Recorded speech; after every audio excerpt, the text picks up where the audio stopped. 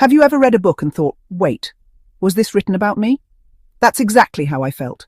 Page after page, it wasn't just a story, it was our story. And suddenly, I realized why so many of us feel seen for the first time in the most unexpected places.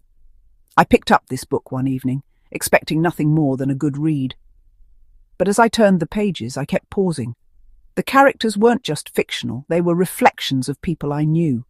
The charming personality that demanded the spotlight, the shifting narratives where truth bent to convenience, the way affection could be given and taken like a bargaining chip.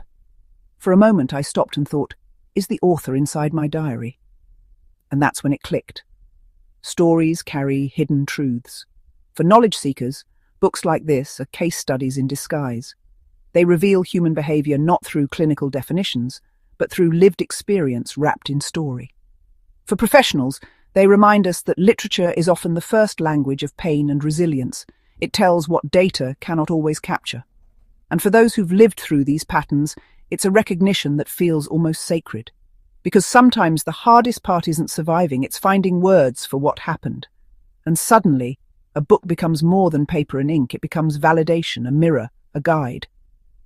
That's why I always say, when a book feels like it was written for us, it's not just coincidence, it's connection.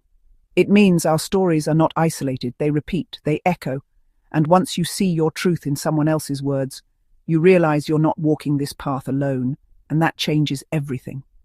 So I'll ask you, what's the one book that opened your eyes and made you say, this is me?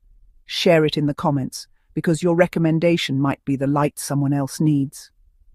This is Narc Diary, where we turn stories into lessons and lessons into strength. I drop new videos every Tuesday and Friday, so if you're ready to see your story in a whole new way, join me here.